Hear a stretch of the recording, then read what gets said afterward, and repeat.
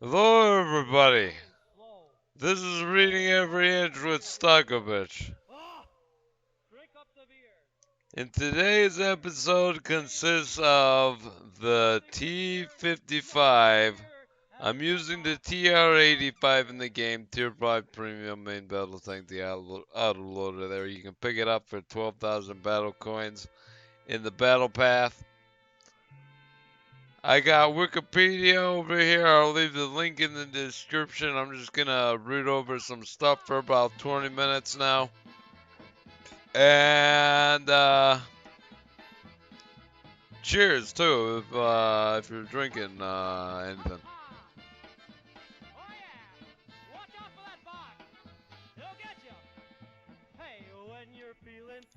And that's Ed Podolak in the background too, from Holyoke, Massachusetts.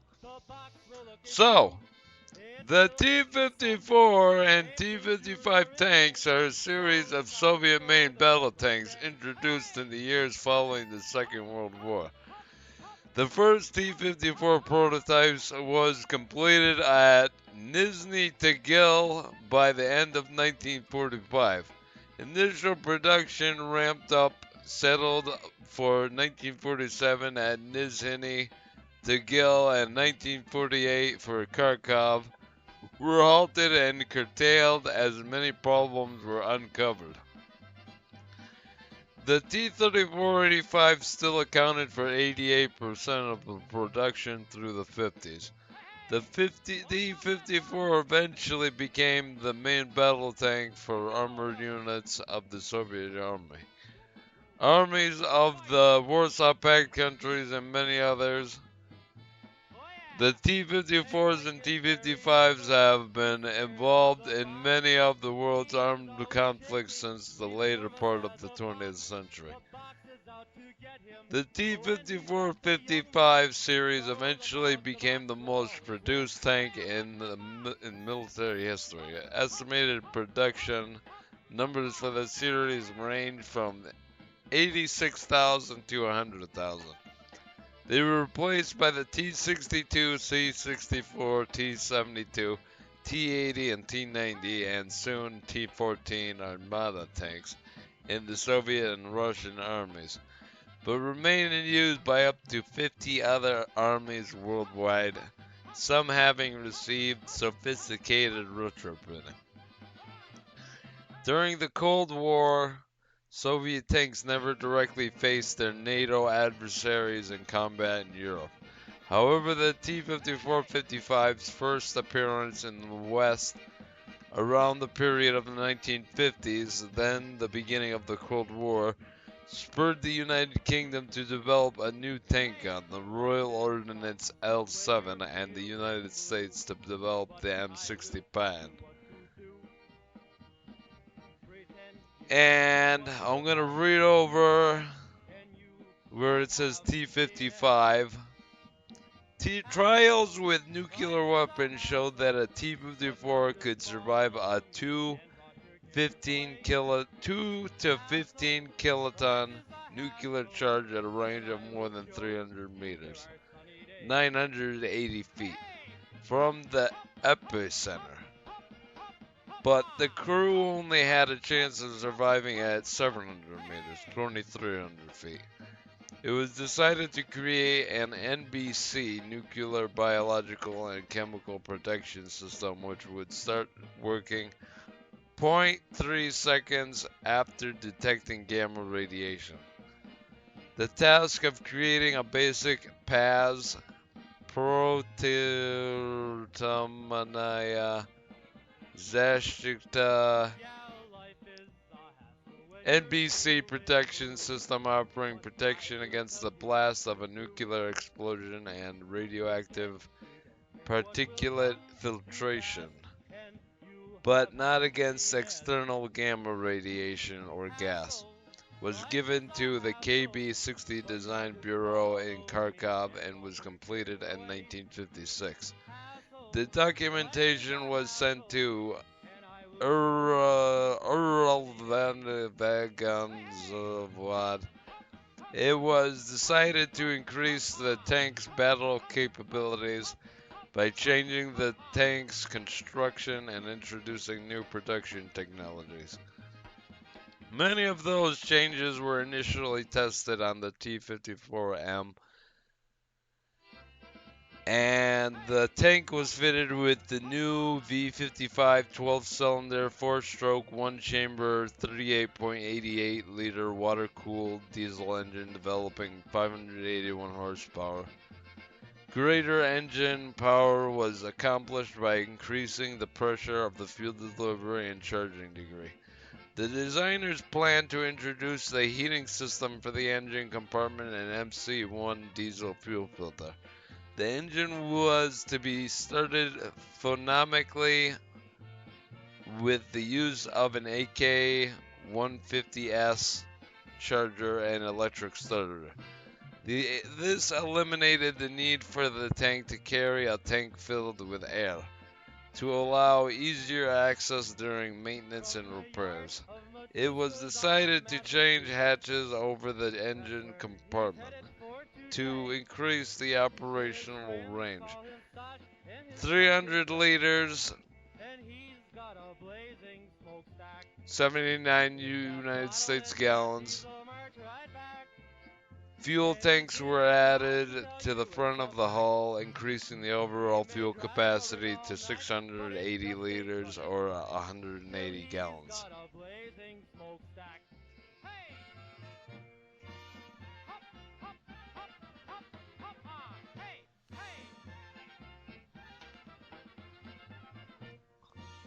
I'm going to take a smoke break in 3 minutes. After 10 minutes, I'll take a smoke break.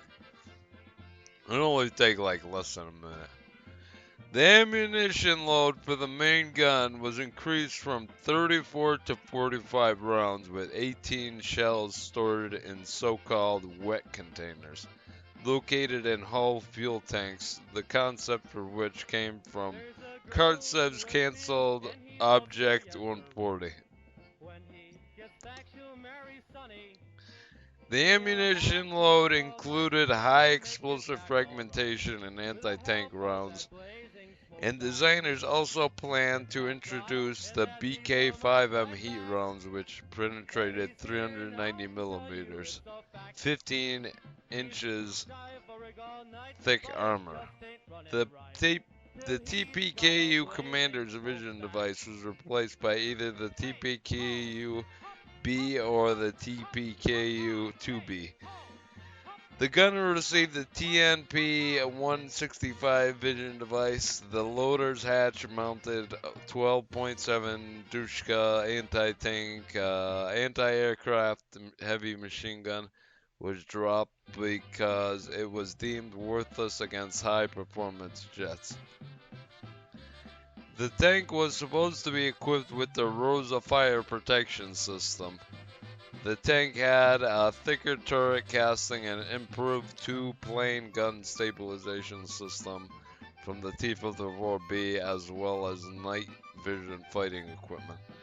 To balance the weight of the new equipment, the armor on the back of the hull was thinned slightly. The T55 was superior to the IS-2, IS-3, T-10 heavy tanks in many respects, including the rate of fire of the gun, at least 4 compared to fewer than 3 rounds per minute.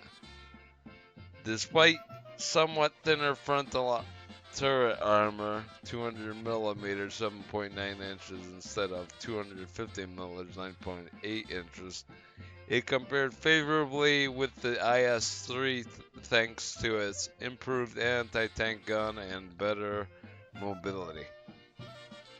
Heavy tanks soon fell from favor with only 350 IS-3s produced. The old model of highly mobile medium tanks and heavily armored heavy tanks was replaced by a new Paradigm, the main battle tank. Parallel developments in the West would produce similar results. Kartsev combined all the ongoing improvements being offered or planned on the T54 into one design. This became the Object 155 and entered production at Earl Zavod on January 1st, 1958 as the T-55. It was accepted for service with the Red Army on May 8th. It suffered a significant lapse in one area. There was no anti-aircraft machine gun, which had been present on the T-54. After 1959, it served as a basis for the T-55K command tank, which was equipped with an additional R112 radio set, an AB-1P30 fuel-powered accumulator charging unit, and TPN-12211 night vision sight. All this additional equipment made it necessary to decrease the ammunition load for the main gun to 37 rounds and eliminate the bow machine gun. In the beginning of the 1960s, a T-55K was experimentally fitted with the Iran TV replay apparatus for battlefield surveillance. The tank was fitted with an external camera, the picture from which was relayed to a receiver in a BTR 50PU command vehicle. There was an observation camera mounted on a folding mast, which was in turn mounted on a UAZ-69 car. The range within which the picture could be relayed varied between 10 and 30 kilometers, 6.2 and 18.6 miles. All right.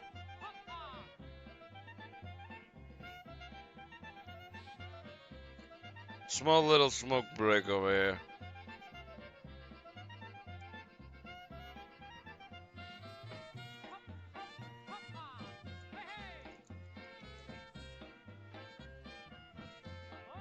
Eight more minutes left on this video.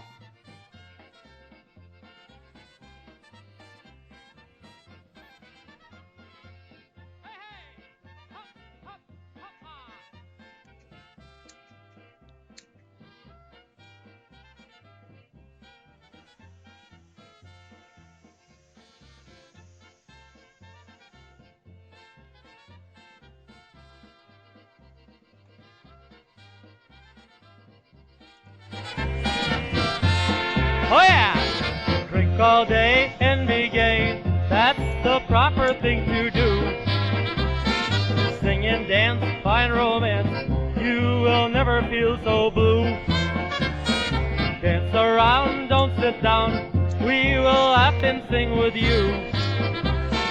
It is fun for everyone, it's the proper thing to do. So now just grab a girl and sling her to the right. I know that you will laugh and sing all night. And then just sit right down and say, let's have a few. Because that is the proper thing to do. Oh yeah! Take it away! Hop, hop. In 1961, a T-55 tank was used to test the Almaz TV complex, which was supposed to replace the standard observation devices right after a nuclear explosion or while fording a body of water. There was a camera mounted on the hull for the driver and two cameras mounted on the turret, one for aiming and one for observation. And the picture from the cameras was relayed to two control screens. The tank had the front hull, fuel tanks, and bow machine gun removed. The commander was seated in the driver's usual position while the driver sat next to him.